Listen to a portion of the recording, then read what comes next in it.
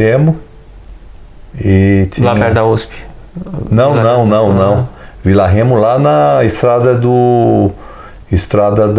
Itapecerica. Tá. Não é a Vila Remo, São Remo. a favela São Remo, não é a Vila Remo.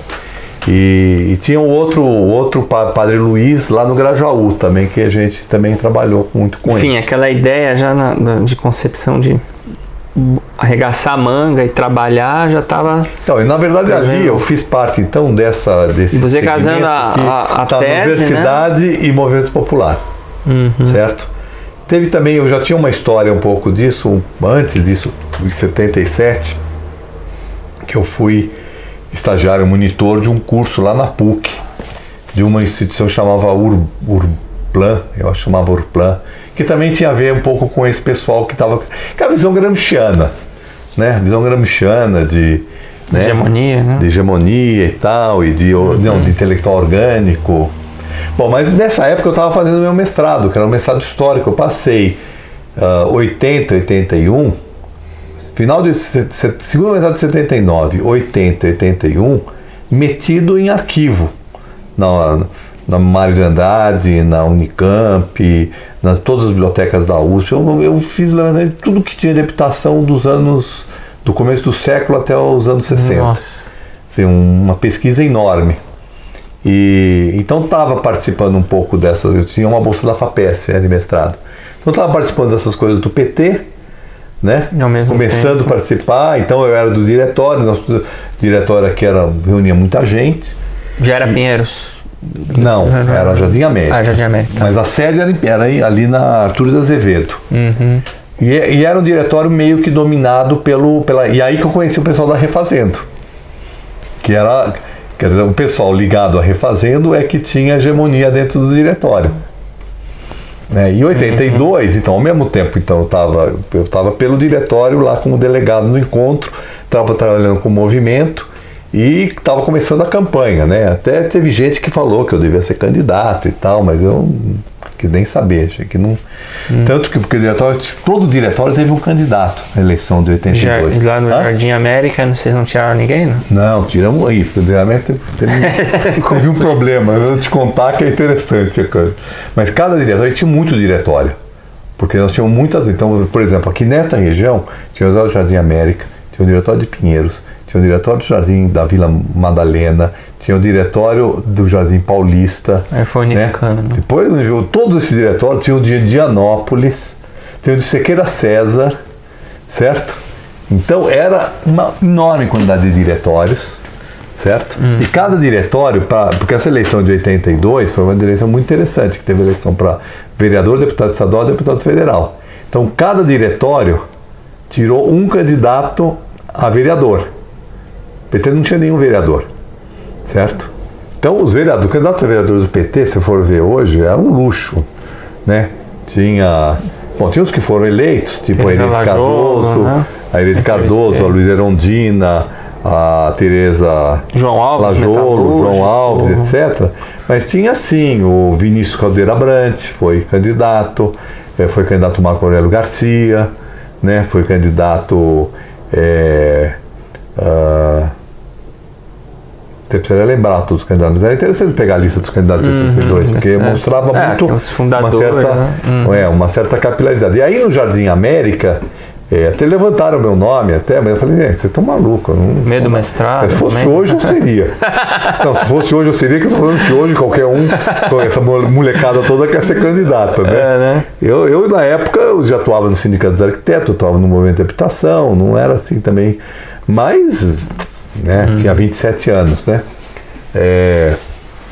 E aí quem que vocês não? E aí o pessoal ficou pensando. E assim, o pessoal do diretório também já tinha aqueles esquemas. O Geraldo Siqueira já era deputado, certo? Já era deputado, ele foi eleito pelo PMDB, eu inclusive votei nele, né, em 78, né? E em 82 ele estava indo para a reeleição. E aí o pessoal do diretório, que era vinculado ao Geraldinho, que era da Refazendo, né? Da P, né? A Refazendo era P.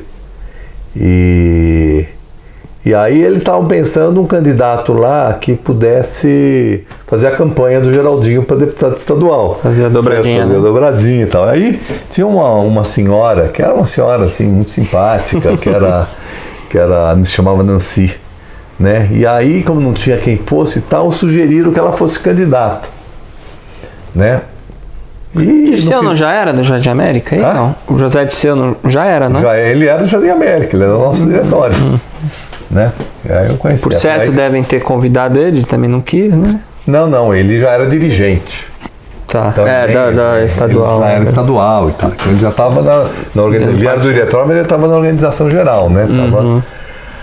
Aí, pô, acho que eu nunca contei essas histórias. Por favor, mas não, que honra. A Nancy topou. A Nancy era uma dona de casa. Então a ideia um pouco do pessoal que estava lá, do pessoal que participava do diretório, que é ligado ao Jorginho, é bom ter uma pessoa com esse perfil para fazer campanha no bairro e tal, que, né? Só que aí no meio da história pintou a ideia da Cátia Cottai ser candidata. Vai falando, hein? Você já conheceu a Cátia Cottai? Não me recordo agora, não. Não te recorda. Então talvez seja um nome interessante para você entrevistar. Se tiver contato. Não sei se ela vai querer falar. Tudo bem, mas a gente convida. A Cátia era uma psicóloga, psicanalista, né? E aí ela resolveu. E aí todo mundo começou a ver, assim, o nosso pessoal todo, que ela começou a ver que ela era uma candidata muito mais interessante do que a Nancy. Só que a Nancy já estava candidata. E podia ter dois candidatos, não era praxe, mas podia, né? Só que isso criou um puta mal-estar ali dentro do diretório e tal, né? Só que a Cátia Cottai, por que foi importante, por que seria interessante? Porque ela vem com um programa, começa a discutir, que todo mundo ficou super interessado, e foi a Marigene que escreveu o texto, e aí o slogan da Cátia era desobedeça. Simples assim. Simples assim. Aí ela falava de legalização da maconha, de legalização do aborto. 82, nada mal, 82, todos os temas contemporâneos, né? A questão do racismo, né? A questão comportamental. Então foi uma campanha muito legal. Eu participei muito da campanha dela. E foi uma campanha que ninguém dava nada, no final ela foi muito bem votada, ela foi acho que a 10ª. Teve relativamente próximo da eleição, não era E ajudou no cômputo, né? Porque, enfim, ajudou no geral, mas o importante foi que essa pauta, só que ela sofreu um processo. Nossa. Porque disse que ela estava defendendo a maconha, certo? Então a polícia abriu um processo contra ela. E o PT não defendeu. Nossa. Certo? Então, por isso que eu estou falando, não sei se ela vai querer falar, porque ela ficou puta com o PT, nunca mais participou. Depois ela inclusive participou, me apoiou nas campanhas, tudo, mas ela do PT, ela não queria nem saber. Porque se desfiliou ou não? Na época? Acho que ela se desfiliou. Mas foi uma campanha revolucionária. Para chegar a esse ponto, né? Revolucionário, que há quase 40 anos atrás, falando dos temas que até hoje são temas... Hoje não são mais tabus, mas vamos dizer assim, hoje são pautas naquele momento, e eu participei bastante dessa campanha. Foi uma campanha que de repente mobilizou um monte de gente, foi muito interessante. E falar em pautas aqui de 82, alguns trechos você disse que foi no encontro de 1982, pode ter sido estadual, né? Mas esse aqui no caso, resoluções do encontro nacional. Aí alguns trechos, né? A construção de um Brasil socialista, os meios de produção deveriam ser de propriedade social, um primeiro importante passo para o socialismo que queremos, ou seja, tudo aquilo que não se fala mais no PT, naquela época. Como é que era esse debate? Você já se considerava socialista? Como você se definia ideologicamente? Eu me definia nessa época... Olha, na verdade eu me definia mais num campo libertário anarquista do que... anarquista não, mas mais libertário e tal. Eu, por exemplo, então, veja, eu comecei a te falar da questão de autogestão, né? Gradativamente o laboratório assumiu a autogestão como uma proposta, a autogestão de habitação. Inclusive, Nesse sentido, os meios de produção deveriam ser de propriedade social, né? Então, propriedade. mas eu via o PT, porque veja bem, vamos pensar em 80. Quando eu me decido filiar ao PT, etc., como eu te falei, não tinha me filiado a nenhuma das organizações. Sim. Quando aparece o PT, eu falo, não, é por aí que nós temos que ir. E a ideia fundamental era a seguinte, não vai ser um partido, porque eu tinha uma crítica à União Soviética, ao socialismo real, tá certo? E tinha muitas críticas também ao trabalhismo, ao trabalhismo. Populismo, né? Ao populismo. De certa forma, tinha um pouco a visão do Wefort, né? Que o Wefort foi Escreveu. a cabeça. Anti-Brizola, né? Anti-Brizola. Anti-Brizola e antipartidão. Porque quando as greves surgem, o Lula aparece, o partidão acha, chama o nosso líder operário para dar continuidade ao Prestes, certo? Prestes em fim de vida já, né? O Lula. Só que o Wefort, tem um grupo, eu acho que o Barelli também foi importante para isso, né? O Barelli. Walter Barelli, né? O Barelli era importante no Diese, né? Que tinha uma relação com. Partidão, não? Partidão não. O Diese? Não é partidão. Né?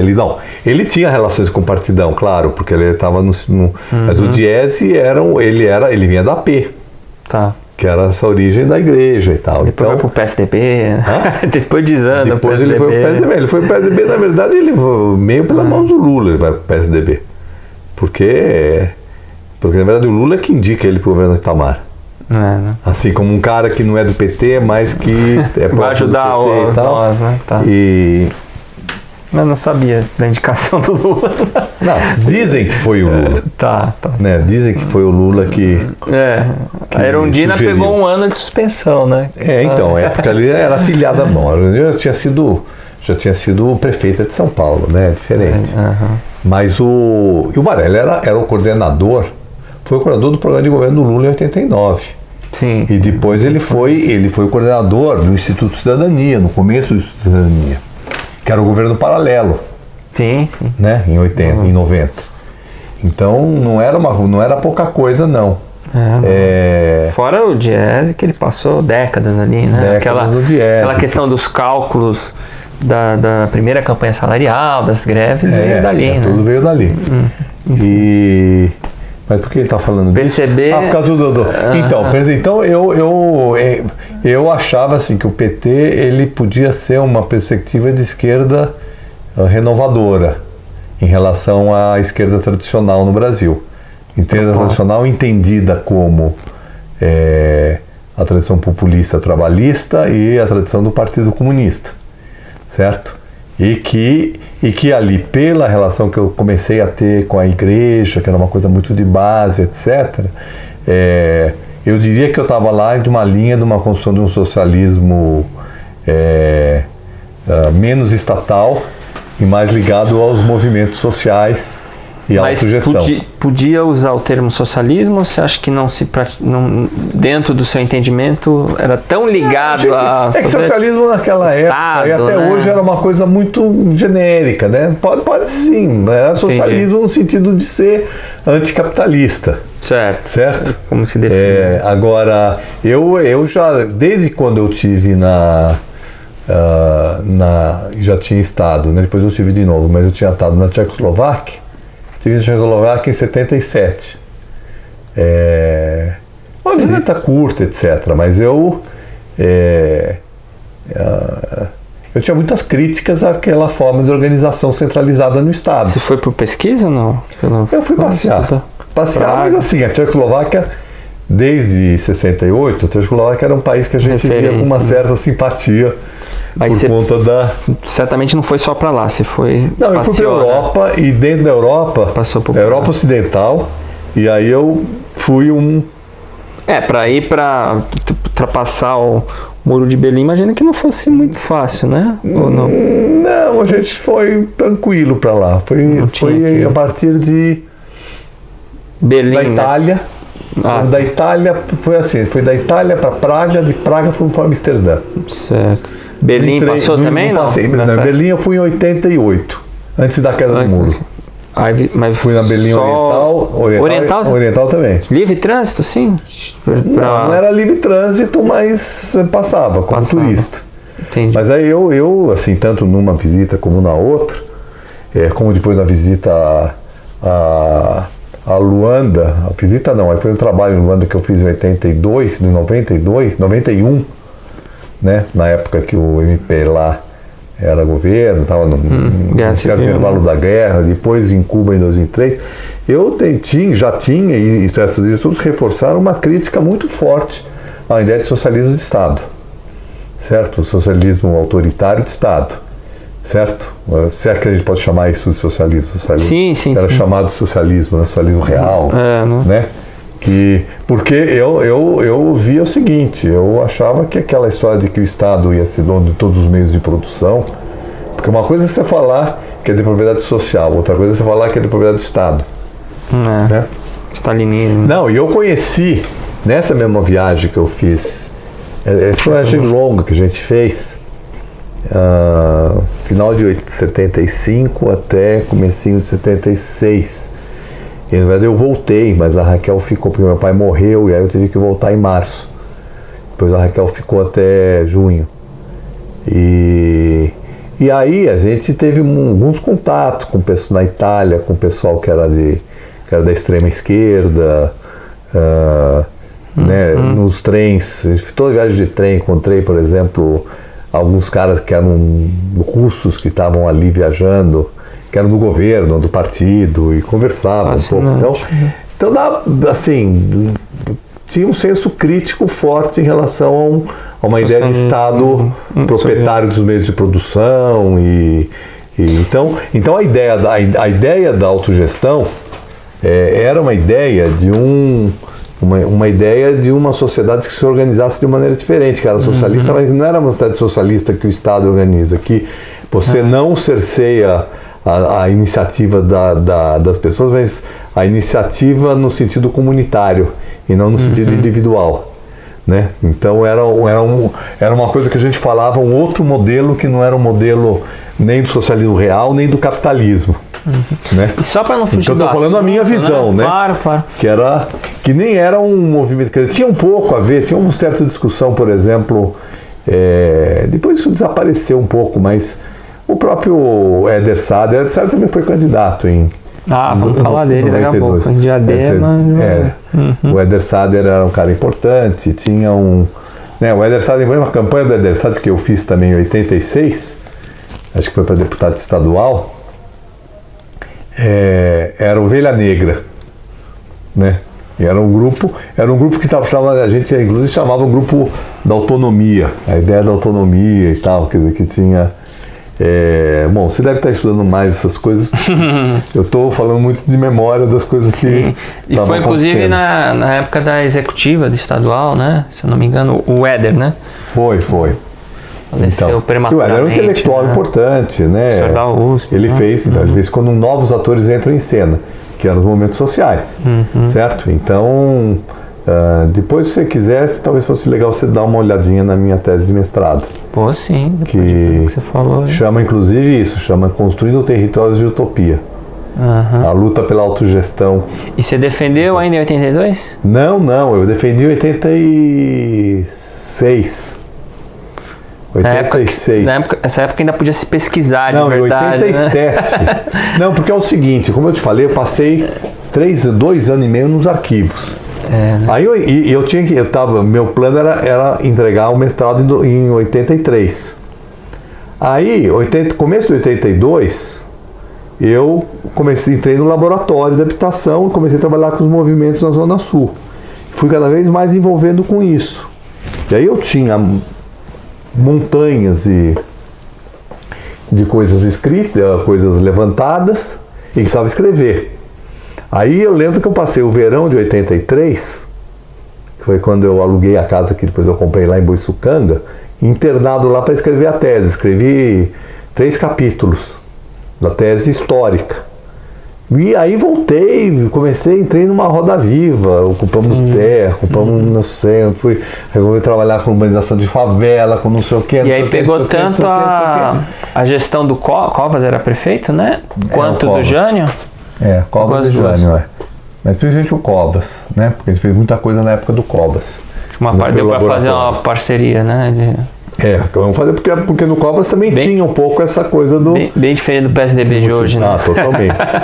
E embora a gente fosse oposição. Sim. Mas era oposição tipo irmão mais novo rebelde. PT Covas ali. foi caçada, né? Covas teve uma puta história caçada. Teve uma história e tal. Mas eu lembro bem que reflete muito isso, né? Esse movimento aí que era ligado à igreja e tal, que eu participava, quando a gente teve uma reunião com o Covas, isso deve ter sido 84, aí o seu Olímpio falou assim, foi lá apresentar, porque o movimento fez um acampamento em frente à Coab, e no final isso acabou gerando uma reunião com o Covas, né? Aí o Olímpio falou assim, não, e esses aqui apresentou as pessoas, o movimento, o padre, não sei o que, não, esse aqui é o arquiteto da comunidade, me apresentou. Aí o Covas virou para ele, o Covas tem uma visão de esquerda tradicional, o Covas virou para ele e falou assim, arquitetos das comunidades somos todos nós aqui, todos os arquitetos aqui da prefeitura são da comunidade. E a gente tinha aquela visão, né, os arquitetos do Estado e os arquitetos da comunidade, certo? Então, eram exatamente essas duas visões, né, que estavam presentes. E o meu orientador, que era o Bolaf, nessa época foi assessor da Coab, né, e trabalhava muito com aquela visão do Estado, centralizado e tal, e nós trabalhando com a ideia da autogestão. Bom, e aí quando chegou em 86, 85, 86, eu acho que eu tinha que entregar. Depois de 7 anos eu tinha que entregar. Porque era 7 anos o mestrado, né? Aí eu tinha que entregar. Aí eu cheguei para o meu orientador e falei, olha, eu já tenho 3 capítulos, etc., mas eu acho que a minha tese, esse meu trabalho não está pronto. É um trabalho complexo, é histórico. Um trabalho histórico não tem urgência de ser finalizado, porque eu estou analisando lá os anos 30, 40, 50. Quantas páginas deu no final? Não. Depois eu te mostro. Calma. Um pouquinho a gente vai na outra sala, eu te mostro os livros. Mas aí, ele... Finalmente... Não, aí eu falei, eu quero fazer um mestrado, quero deixar esse trabalho para o doutorado, certo? Puxou, trabalho histórico, e eu quero fazer um trabalho de mestrado, que é a reflexão sobre o trabalho do Laboratório de Habitação e a proposta de autogestão. Sim. E aí ele ficou puto, porque ele achava que aquilo era atraso, essa história de autogestão, de mutirão, porque tinha a ver com mutirão e tal, isso é um atraso, não sei o quê. Mas aí no final ele falou, você quer fazer, você faz, mas eu sou contra. Bom, aí eu fiz, certo? Foi super difícil e tal, porque aí... Então, no meio disso, 2 coisas acontecem. Certo? Até eu finalizar a tese e defender. Em 83, eu viro candidato a presidente do Sindicato dos Arquitetos, né? Que também foi no seguinte contexto. Como eu te falei, tinha tido uma chapa de unidade do Partidão com a Libilu, em 80, que foi até 83, essa chapa.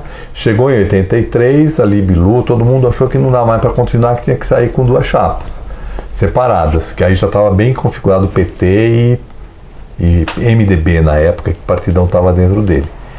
Aí vai montar a chapa. E aí tem um cara muito importante, que foi o Paisani, que era do Partidão, mas que estava com o grupo dos e que tinha claro o seguinte, que o pessoal novo tem que ir para o sindicato. O sindicato não pode ficar só com os caras velhos, certo? E apoiou a gente. E todo mundo achava que ele ia querer ser o candidato a presidente. Ele é um cara bem mais velho. Então ele falou, não, tem que ser algum de vocês, alguém novo, né? Eu topo ser tesoureiro, porque o tesoureiro é um cara muito importante do sindicato e tal, você não vai ter. E aí o pessoal ali falou assim, bom, então ou é o Paisani, ou a Hermínia, que a Hermínia já era uma pessoa mais conhecida, a professora da FAO, mais velha, etc., né? E aí olharam para mim. Aí o pessoal da Libilu era contra a Hermínia, certo? E vice-versa, né? E vice-versa. Aí eles olharam para mim, que era um cara que não era assim, mas que já estava no laboratório, né? Já tinha uma relação com o movimento social e tal, e não era Libilu, porque a visão dele é o seguinte, um cara de Libilu nunca ia ganhar a eleição. A Libilu era muito estigmatizada no E a sindicato. atual gestão era o PCB? Não, era o pessoal ligado Atual qual? aqui. Naquela Nesse época. momento da eleição. Não, naquela eleição era uma chapa de composição da Libilu com o Partidão. E aí tá. dividiram. Aí quando se configurou essas duas chapas, o PCdoB resolveu lançar uma chapa. E confundiu. E o presidente de então era... O presidente então não. Aí teve um outro presidente apoiado pelo presidente então, o vice-presidente, né, com a nossa chapa, e eu fui candidato, nós fomos para o segundo turno, eu fui para o segundo turno, né, na eleição. Aí no segundo turno, o Partidão, o PCdoB, que tinha feito todo no primeiro turno uma campanha contra a... No fundo eles entraram ali para confundir, né? Porque eles fizeram uma campanha de oposição ao grupo que estava, certo? Que de certa forma enfraqueceu a gente, né? Como oposição. E aí no sindicato o segundo turno não era assim os dois primeiros. As três chapas podiam concorrer. Todo mundo achava que eles iam retirar e nos apoiar. Porque afinal de contas a gente era oposição. E eles também eram oposição. E eles ficaram em terceiro lugar. Só que eles resolveram manter. Certo? E aí nós não ganhamos. Certo? Mas eu tinha 28 anos, certo? Nessa época. Então isso foi a primeira Já aprendeu a lidar com o PCdoB desde essa época. Já entendi que era o PCdoB desde essa época. Só que o PCdoB, por outro lado, embora ele se colocasse de oposição, ele estava no MDB também. Nessa época ainda eles não podiam o Partidão e o PCdoB estavam, né, no MDB e tal, não tinha aliança com o PT. Né, e disputavam muito o movimento popular também. Então, o PT ainda não era, o PT tinha 6 deputados, quer dizer, o PT era uma coisa pequena também, né? Né? Não era muito menor que o PCdoB, muito maior que o PCdoB. Bom, e aí então, quando terminou essa eleição, a história está ficando muito longa. Não, por favor. Quando terminou essa eleição, o grupo da Libilu e tal, a gente falou assim, não, nós temos que recriar o núcleo de arquitetos do PT. Que é a maneira de manter esse grupo, que era um grupo...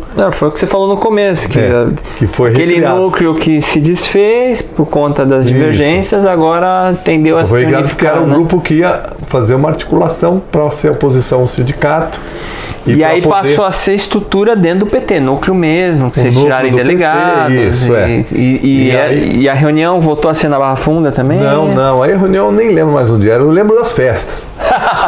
Inclusive aqui na minha casa tinha muitas festas. Na verdade se constituiu um grupo de pessoas que até hoje de alguma maneira orbita assim um pouco, né? Assim, é um grupo que assim, a gente se iludiu com o PT, foi para lá, foi para cá, mas é um grupo que de alguma maneira teve outros carnavais, mas é um grupo que de alguma maneira se manteve com uma certa coesão, né? Que depois muitos participaram da administração da Erondina, muitos foram para outras.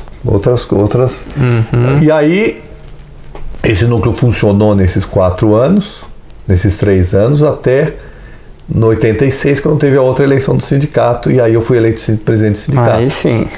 Com o PCdoB ou sem eles? Aí assim, as principais pessoas deles apoiaram, e outras estavam fracos, aí ficaram muito fracos dentro. Porque na verdade, essa chapa que eu estou chamando do PCdoB, ela atraiu muita gente que era também próxima do PT. Na verdade, assim, eles um pouco se utilizaram, porque a Libilu era muito estigmatizada e muito criticada, que também ela foi muito sectária. Esse foi o momento que a Libilu passou a ser foi ficando menos sectária, mas ela era muito até sectária. Até quando a cisão, da articulação, uma parte foi para a articulação. A cisão foi logo depois disso. Né? Mas de alguma maneira eu virei assim um cara que dialogava, entendi. Que era um cara um pouco mais amplo. E sua gestão durou quanto tempo? Minha gestão durou até 89, até eu ir para o governo da Erondina. E aí você chegou a participar dos congressos da CUT? Participei da CUT, da Federação Nacional dos Arquitetos, mas participei assim, da CUT muito menos, não tinha muita... eu estava mais nos arquitetos mesmo, e eu também entrei no meio disso, acabou o laboratório de habitação, numa greve enorme que teve de 6 meses. Eu já tinha sido demitido, eu fui demitido em 2 greves, em 79 na Unital, e depois no comecinho de 86 na greve da Belas Artes, que foi quando estava o laboratório de habitação. E aí eu fiz o concurso, logo em seguida eu fiz o concurso para a USP, em São Carlos, e fui para São Carlos. Não tinha ainda, não precisava ainda do requisito de mestrado? Não, lá não tinha. Unital, onde? Unital é onde é Taubaté. Taubaté? Nossa, tinha que ficar viajando para lecionar lá. Viajava e para São Carlos também. Então São Carlos, por exemplo, quando eu fui eleito presidente do Sindicato dos Arquitetos, eu já dava... foi final de 86. Final de 86, eu já dava aula em São Carlos. Certo. Dava aula em São Carlos, o laboratório de habitação já tinha acabado, eu continuava fazendo os programas de governo do PT, e aí entreguei logo em seguida, em 86, é isso, fui eleito presidente do sindicato e tinha que entregar a tese em dezembro. Aí eu entreguei uma tese que naquela época era tudo fajutado, né? Entreguei uma tese que era um monte de papel escrito à mão, só para cumprir o requisito de nem entregar. Datilografar. Não, precisava, mas para cumprir o prazo. e aí eu assumi a presidência do Sindicato dos Arquitetos, tendo que finalizar a tese, uma loucura. Bom, mas aí eu acabei a tese. A minha tese foi um puta quebra-pau com o meu orientador. A minha tese estava o Flávio Vilaça, a Marilena Chauí e o Bolaf. Certo? Nossa, a Marilena saiu da filosofia para tua banca? Participou da tua banca? Participou da minha banca. E muito assim, porque era uma tese que defendia a ideia da autonomia dos movimentos, toda uma crítica ao discurso competente, né? Que era uma coisa que estava muito na origem do PT. Bom, em cima disso, certamente então você conhece a autora aqui. Júlia C. Simões, professor da Unicamp, escreveu A Experiência de Diadema. Eu não li esse livro, mas eu conheço bem. Conhece a Amir Cair, a equipe do Secretaria do Planejamento. Acompanhei bastante isso. Teve um pessoal, uma delegação da FAO que participou do processo. Os chamados de fora. Você também foi uns de fora? Hã? Você também foi o chamado de uns de fora? Eu ia, mas esse processo durou pouco, né? Você sabe. 83 e 84. Que exatamente. Rivalizou com o Gilson. Faleceu o Gilson, que faleceu agora. Tem um capítulo só de urbanização de favelas. Que foi tocado pelo... Como é complexo. Nossa, eu não terminei o capítulo, mas é muito complicado, hein? Eu não conheço esse livro não, mas gostaria de conhecer. Será que tem ainda à venda? Isso aqui é um pouco... no deve ter em sebo. Estante virtual, hoje em dia, é difícil que você não encontra. Mas o interessante desse autor é que ele estava lá. Aliás, ele é antropólogo. O PT, eu vi aqui. O PT nessa época, o PT de Diadema despertou interesse antropológico, assim, de tamanha... Mas a briga que teve lá foi uma briga séria. Não. Quando essa turma toda que foi para lá participava do nosso grupo. Exatamente. O Amir Cair era o Amir engenheiro, era coordenador e tal, ele foi para lá, mas aberta. E aí qual que era a ideia, pelo aqui. que eu tava lendo? Era justamente incutir nesses...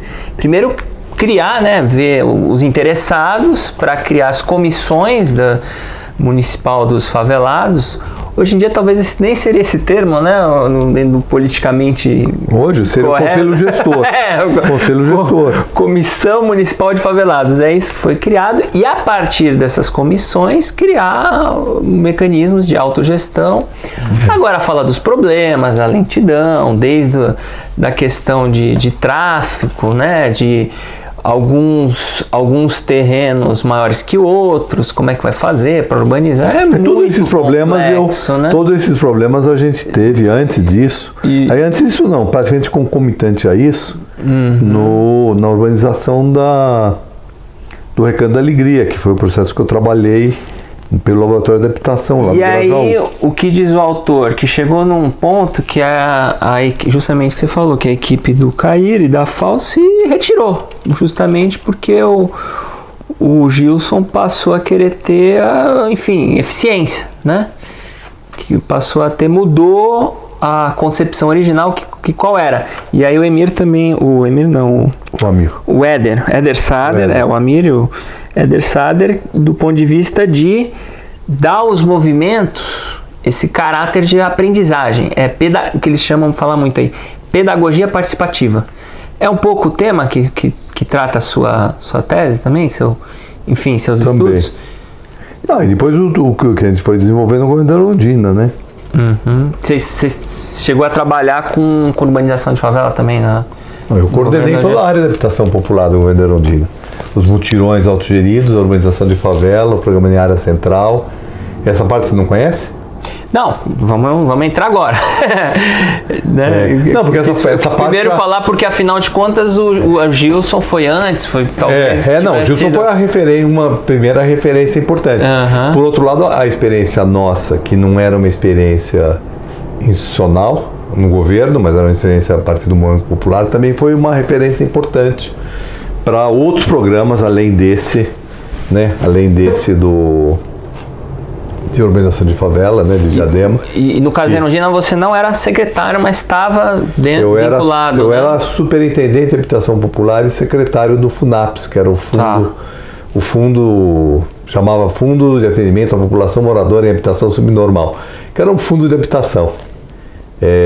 Não tinha nem 30 anos, né? Eu tinha 30, não tinha, já tinha 33 anos. Ah, tá. Eu era presidente do sindicato.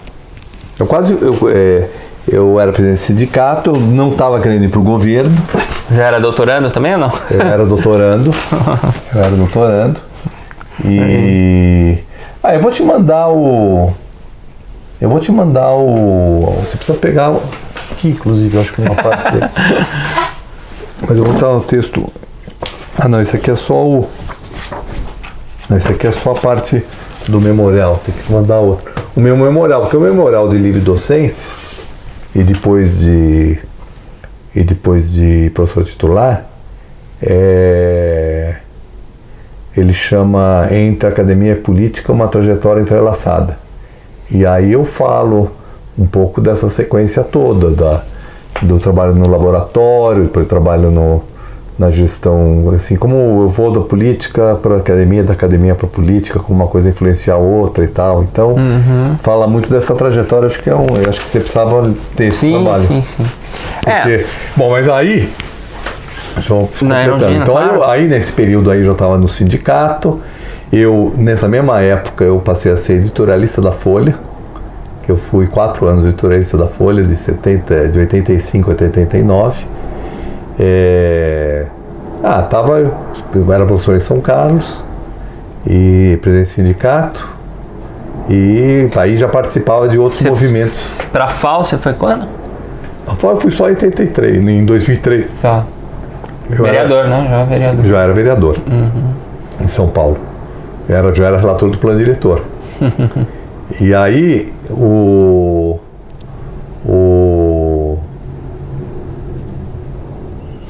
aí é o seguinte, aí a Erundina ganhou a eleição. Aí eu participei muito da campanha da Erundina, né? Aliás, o pessoal tirou sarro de mim. Na prévia, Plínio e Erundina, você já foi de Erundina? Prévia, Plínio e Erundina, você foi de Erundina? Fui de Erundina, mas eu participei menos na prévia. Tá. Depois na campanha eu trabalhei mais, eu era presidente do Sindicato dos Arquitetos, nós fizemos assim, eventos. Teve um evento aqui onde hoje é a oficina de pizza, sabe, aqui na Purpurina. A gente, antes de inaugurar a oficina de pizza, que o Vitor era nosso grupo, tudo, né? Aí nós fizemos lá um evento de apoio à Erundina, eu lembro até hoje, foi dia 28 de outubro, a eleição era 15 de novembro. Aí ela foi lá, subiu no banquinho, falou, aí depois eu subi no banquinho novo e falei assim, por isso, a Erundina vai ser eleita prefeito. Aí eu desci, o pessoal começou a tirar sarros de mim, né? Porque a Erundina estava com 13%, né? E eu lembro, falei, a virada assim na última semana. Mas aí eu falei assim, não vai ser pelo seguinte, tá na cara que ela vai ser. Porque ela estava com 7, 8, tinha subido para 13, e o Leiva, que era o outro candidato, estava caindo. Certo? O Leiva estava caindo, que era o candidato do MDB. Eu falei assim, olha, a Erundina, ela estava com 13, ela está a 11 pontos do Maluf. E o Leiva está caindo. Se ela subir 11 pontos, ela está empatada. E ela tinha subido em uma semana, tinha subido 4, 5. Certo? E você sente esses processos são... E eu estava sentindo que tinha um... Não tinha segundo turno na época, não tinha né? segundo turno e foi isso, ela subiu, ela chegou para ver empatada e no dia da eleição passou na frente. E você já estava cotado para participar ou foi telefone assim? Não, eu estava cotado para participar, assim, mais ou menos, né? Na verdade, eu não estava me colocando no processo, né? Mas ali teve uma disputa entre... Aí bom, se for falar de todas essas disputas ao longo do tempo, é um monte, mas tinha uma disputa entre a Hermínia e o Miguel Reis. Miguel Reis era apoiado pelo Poposo, você sabe, né? Uhum. Era apoiado pelo Poposo, que era um movimento de habitação, estavam quase todos ligados ao Poposo, Eduardo Jorge, Roberto Gouveia, Henrique Pacheco, que tinha sido eleito vereador, e a Hermínia era assim, um nome mais consolidado dentro do PT e como uma assessora da área da habitação. Eu era o segundo nome nessa época, né? A Hermínia era mais que eu, né? Mais conhecida e tudo. Mas eu era presidente do sindicato, né? Então, nessa época chegou, nessa época eu era do PT Vivo. Que era esse grupo de arquitetos, né? Não, o PT Vivo era um grupo não só de arquitetos, era um grupo de, ele podia falar de intelectuais orgânicos. O Amir também era, né? O Amir era, o Zé Eduardo, o Pedro Dalari, a Raquel, o Nelson Sauli, a Neire, todos foram pessoas que tiveram cargos importantes no governo da Erundina. Inclusive o Amir, né? Que já tinha trabalhado no Gilson, foi trabalhar na... o Amir foi secretário. Não, era um grupo... Na verdade, a Erundina tinha dois grupos. Ela tinha um grupo que era o grupo do PT Vivo, que era basicamente dos técnicos, com relações com o movimento social, e o Poposo, que era o pessoal do movimento social. Certo? Essas duas bases principais. E a articulação, nem lembro mais se ainda naquela época chamava articulação já, tinha sido derrotada na prévia, né? Na prévia da Erundina. Mas claro que era importante, era a força, era do Lula, etc. O Plínio... E a Hermínia era mais próxima... O Lula apoiou o Plínio, mas a base da articulação acabou debandando para a Erundina, a Erundina ganhou, foi né? mais... Popular, né? Mas é que o Poposo mobilizou muita gente. Nós não, né? Nós éramos um grupinho pequeno. Mas aí o que aconteceu? A Erundina, ela chamou essa gente toda e tal, então eu estava ali, mas aí o que aconteceu? Tinha essa briga, teve um dia inclusive que o Pedro, né, que foi eleito vereador, né, desse grupo do PT Vivo, a gente conseguiu eleger o Pedro. E o Poposo elegeu o Adriano Diogo, o Henrique Pacheco, né? E outros, né? Bom, aí ele me ligou e falou assim, a briga tá muito pesada ali, é capaz de sobrar para você, secretaria. Eu falei, não tô nem me movimentando, tô aqui quieto, nem quero ir pro governo porque eu estava na presidência do sindicato. Eu tinha mais uns 7, 8 meses de mandato. Aí a Erundina resolveu fazer uma coisa salomônica. A Hermínia virou secretária e o Miguel Reis virou presidente da Coab.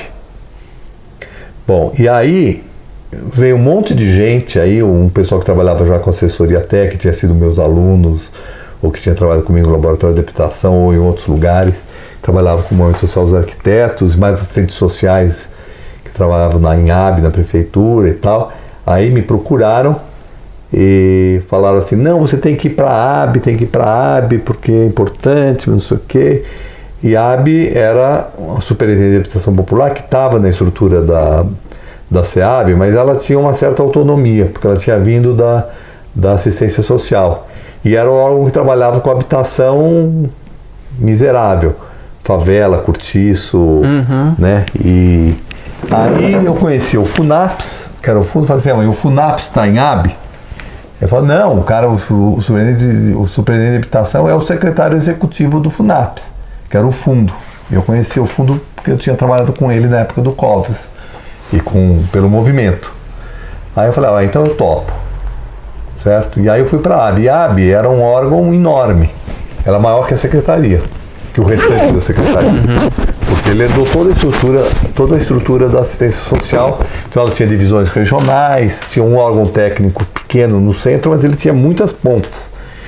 E aí então a Hermínia, aí eu acertei com a Hermínia que a AB ia fazer a relação com os movimentos populares e ia criar os programas alternativos, que ela não queria, porque ela também tinha briga com Miguel Reis, certo? Por causa dessa disputa. Ela não queria que a Coab tratasse com os movimentos populares, certo? Então eu acabei sendo uma pessoa que... E a AB cresceu enorme, quer dizer, a AB tinha, quando eu terminei, tinha quase 1.000 funcionários. Né? Cresceu muito na relação com os movimentos, com os programas inovadores, com muita coisa que foi feita na administração da Erundina. E aí nessa época você foi para a cidade inteira, projetos de mutirões? Cidade inteira. E era um pouco 250 projetos. Era muito espírito autogestão. Instituir as reuniões, as comissões regionais. A gente tem os fóruns regionais. Os fóruns regionais de habitação, que reuniam todos os movimentos para discutir a demanda, quem ia ser atendido.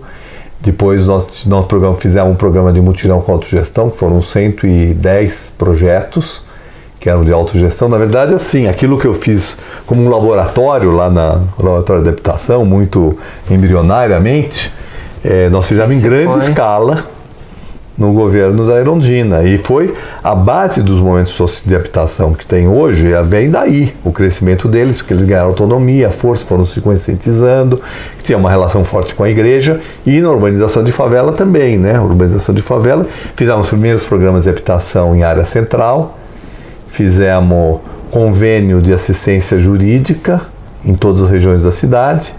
Então foi um momento assim que cresceu muito o movimento de habitação e deu a base de todo modo petista de governar na área de habitação. Nasceu daí, né, dessa experiência.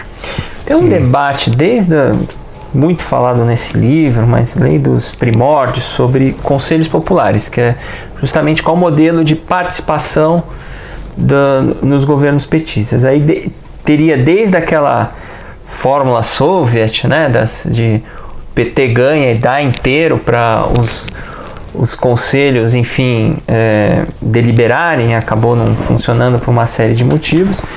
Mas aí passou a ter esse justamente, que até o Celso Damiel, né, assassinado, defendia muito, que era da cogestão, né? Que é justamente, acredito que o mutirão seria esse exemplo de cogestão. E a gente preferia trabalhar com o nome de autogestão, né? Embora, de certa forma, era uma espécie de cogestão, mas a gente insistia muito na autogestão como ideia de autonomia, porque aí estava muito presente essa ideia de autonomia dos movimentos. Então, na verdade, Mas era deliberativo só que mesmo? Só um pouquinho. Aí você tem que ver o seguinte, na Lei Orgânica de São Paulo, que foi em 90, foi que foram criados os conselhos, a figura dos conselhos participativos, né? Que eram conselhos regionais, não, conselhos de representantes, certo? Que era uma espécie de conselhos nessa concepção, né? Mais deliberativo. Mais força. E o projeto de reestruturação administrativa do governo Erundina era de radical descentralização com papel grande para esses conselhos. Só que isso não foi aprovado pela Câmara. Na habitação, nós estávamos praticamente preparados para implantar isso, porque a gente criou eu reestruturei as diretores regionais que já tinham para fazer ela num modelo que seria um modelo das subprefeituras. Nós tínhamos processos participativos de discussão de orçamento. Então a gente avançou muito em relação à participação popular, e a ideia era muito de aprofundar o processo autogestionário, né? Que era um caminho para você pensar, porque aí então o que acontece?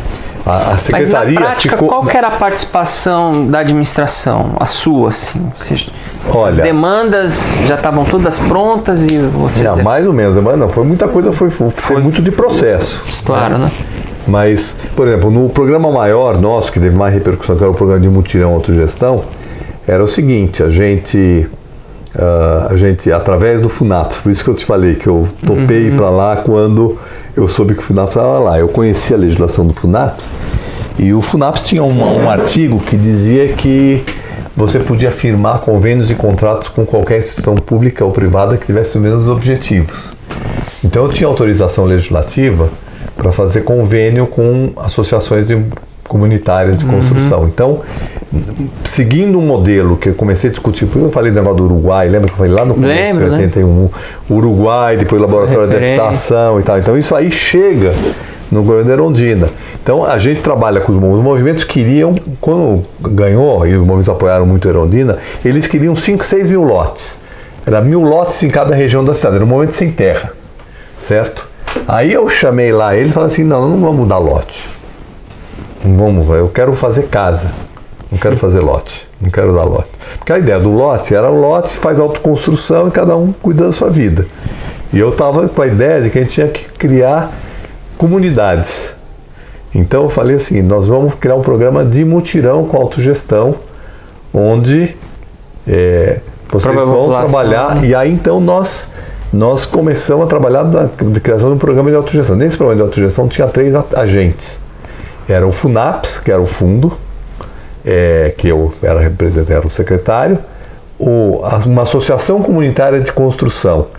E aí foi inclusive uma briga com o movimento, que a associação tinha que ser formada pelos futuros moradores e uma entidade de assessoria técnica, que seriam, de certa forma, os filhotes do Laboratório de Habitação, as outras assessorias técnicas que fossem criadas, né, por profissionais que se associassem, que tinha que ser uma associação sem fins lucrativos, certo? Então, esse convênio, era feito um convênio entre a associação comunitária e o FUNAPS, através do qual o FUNAPS repassava o recurso para a associação em parcelas, eles contratavam assessoria técnica, que tinha que fazer parte dos documentos, o contrato com a assessoria técnica, a assessoria técnica tinha que estar cadastrada em AB, eles compravam os materiais, eles contratavam mão de obra, certo? Montavam um canteiro de obra. Detalhe, numa época de grandes empregos, né? Anos 80, né? Anos 80, final dos anos 80, comecinho dos 90. E aí o que acabou acontecendo foram que alguns dessas associações criaram cooperativas de construção, então os trabalhadores, eles trabalhavam, e uma parte era feita com mão de obra gratuita, mutirão, e uma parte mão de obra remunerada. E esse programa, ele foi um programa que cresceu muito rápido, porque você dava autonomia para os movimentos. Então, em vez de eu não precisava fazer, né? Eu não precisava fazer, porque fazer licitação, fazer isso era uma coisa que demorava muito. Então, a gente fez uma desapropriação de 5 mil, ou desapropriação, ou repassamos recursos, terras que já eram da prefeitura para a AB, né, sob iniciação de AB.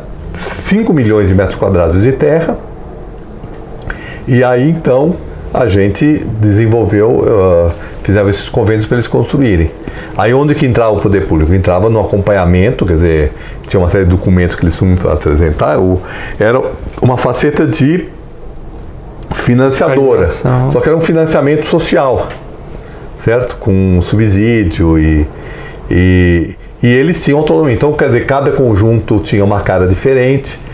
O dinheiro que era repassado para fazer o canteiro de obra, eles foram desenvolvendo a ideia de fazerem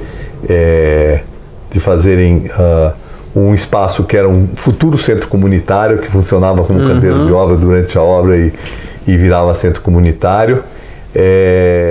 Bom, em suma, era um processo autogestionário que... Sim, vocês cuidavam só da parte burocrática. E aí a gente tinha que fazer, por exemplo, os projetos de urbanização, que eram os projetos de... creche, escola... Não, isso era... Né? Não, era o traçado urbano, né? O traçado urbano, etc. Então Então tinha uma parte que a prefeitura... Isso no programa de autogestão, que era a produção de casas novas para os movimentos. Mas além disso, a AB fez também projetos de habitação pronta, principalmente para a população em área de risco. Fizemos projetos de urbanização de favela, onde a gente tentou também fazer um programa de autogestão. E fizemos um programa em área central, que também esse era o mais revolucionário de todos, que era você dava o dinheiro, financiava os moradores do cortiço para eles comprarem o cortiço e depois o dinheiro para fazer a reforma, né? Então, chegou a viabilizar esse dos cortiços do centro? Realizamos alguns, mas não muitos, porque ele já foi um programa mais nos 2 últimos anos. Quando acabou a gestão, eu já estava com 10 projetos desses prontos para serem comprados, quase prontos aqui, muitos tinham um problema de documentação. E aí no final eu não banquei da gente comprar o negócio mesmo sem a documentação, porque isso certamente ia dar processo. Na verdade eu só não comprei porque o secretário que ia me substituir me ligou e falou: estou sabendo que vocês vão comprar imóveis que têm problema de documentação, porque tinha gente lá de dentro que já tinha falado com... Aí... E assumiu o Maluf em seguida, né? O Maluf em seguida, que abriu um processo contra a gente. Teve processo por causa dos mutirões e por causa da assessoria técnica. Nossa. Mas vocês ganharam no fim. Ganhamos no final. Quantas habitações, governo Erundina? Olha, mais de 30 mil no total. Mas nós deixamos terra e projeto em obra mais de 30 mil ainda. E quais as diferenças principais com Minha Casa Minha Vida Identidade? Você disse que foi uma referência. Bom, Minha Casa Minha Vida Identidade é a bisneta bastarda desse programa nosso, né? Porque esse programa, ele era um programa que a gente trabalhava, era autogestão de verdade. Não era empreiteira. Não tinha empreiteira. Quando tinha alguma coisa, era uma cooperativa formada pelos mutirantes ou por alguma pessoa de fora, etc. Mas não tinha... Tem a questão do espaço, a maior parte é mais do programa. Difícil, né? Sistema de mutirão com prédio seria mais difícil, né? Não. Mas a gente chegou a fazer até 4 pavimentos. 4 andares. Em mutirão, que já foi uma revolução, que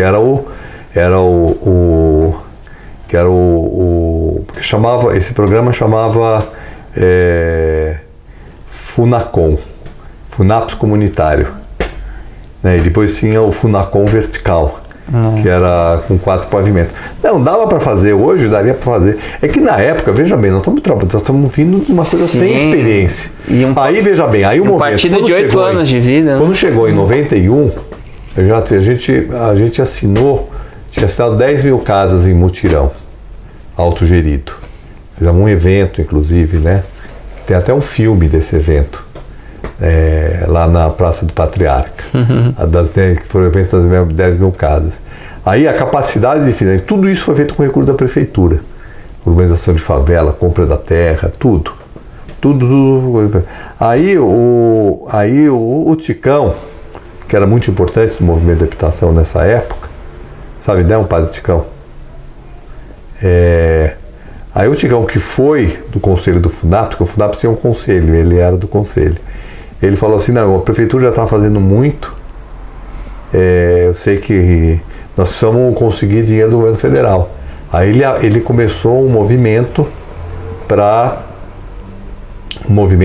criar o Fundo Nacional de Moradia. E foi aí que se iniciou a coleta de 1 milhão de assinaturas para fazer um projeto de iniciativa popular para criação, né, do Fundo Nacional de Moradia, que tramitou até o governo Lula, né, de 91 até o governo Lula. E aí então o movimento começou a pressionar o governo do Estado e o governo federal para a criação de outros programas. Aí o governo do Estado, na época do Fleury, começa um programa de mutirão com bases parecidas, mas começou a distorcer um pouco. E aí depois, no governo Lula, muito suor e lágrimas aconteceram para se criar um programa de autogestão, que todo mundo achou que era óbvio que ia se fazer um programa de autogestão, mas não foi fácil o governo federal ter feito um programa de autogestão, com toda essa experiência, que era uma experiência acumulada. Agora, o que eu percebo é que os governos não gostam muito de fazer, os governos do PT, né? Outros menos ainda. Essa identidade está se perdendo com o tempo, porque o problema é o seguinte: é um governo que empodera demais os movimentos. E empodera... Quando o PT nasceu era para isso, né? Para empoderar os movimentos. Agora o problema é que estamos empoderando. Aí, e depois é o seguinte, aí os governos do PT, bom, aí vai havendo e aí é outra história. Aí talvez você pode escolher segunda e depois da terceira geração do PT. E como- Porque, veja bem, aí essa concepção, a minha é que o governo vai... O governo da Londrina foi um governo muito autêntico, né? Do ponto de vista... Fora o secretariado, né? Paulo Freire, né? O secretariado... Ele Mas não elogiava é só o seu... Hã? Você tinha O Paulo lembra de Freire? conversa com o Paulo? Elogiava? Assim, suas algumas iniciativas? relações tinha com o Paulo Freire, mas ele estava tão enfiado no trabalho que eu não tinha muito tempo para... Nem pra... Mas assim, é que o programa do Mutirão Autogestão, à medida que o governo foi passando, foi